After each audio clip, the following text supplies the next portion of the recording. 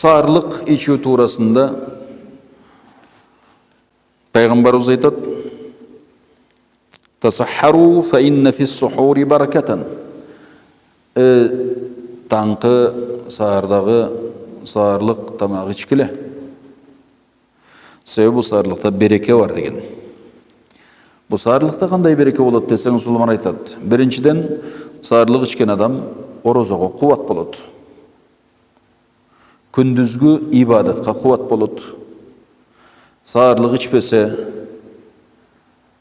анан жыргап ибадат кыла албаса, күндүзгү 5 убак намазга бара албай калса, Куран окуйын десе, Куран окуй албай калса, анда кантип береке болсун?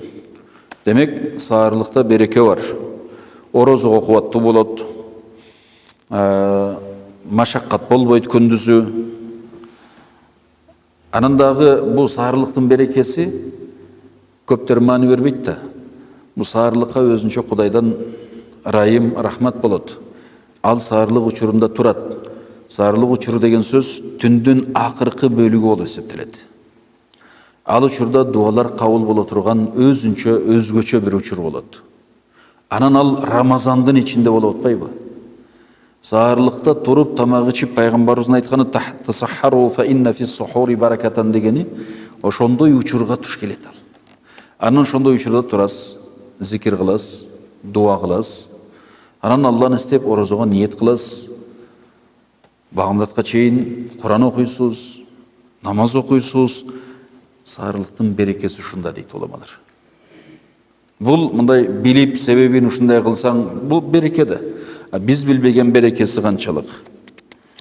Себеби анан мурункулар менен бул биздин үммөттүн орозодогу саарлыктагы негизи айырма ушу саарлыкта болот. Орозодогу айырмачы, алардын орозосу менен биздин орозо. Мурункулар саарлык жешимес экен. Биздин үммөттө пайгамбарыбыз ошончундай тасаххару саарлык жегиле деп атат. Фа инна фис сухури баракатан.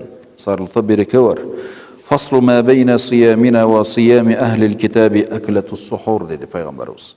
Биз менен бизден мурункулардын орозосунун айырмасы şu саарлык жеуде айырма болот дейт.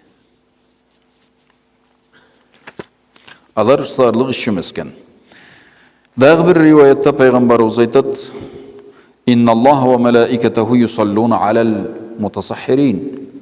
Алла Таала өзү дагы, периштелер дагы, Алла Таала райымын түшүрөт экен, рахматын алат экен, периштелер бизге истигфар айтат экен. Саарлык ичкендерге өзүнчө. Так саарлык ичкен адамдарга Алла Таала райымын бөлөйт экен.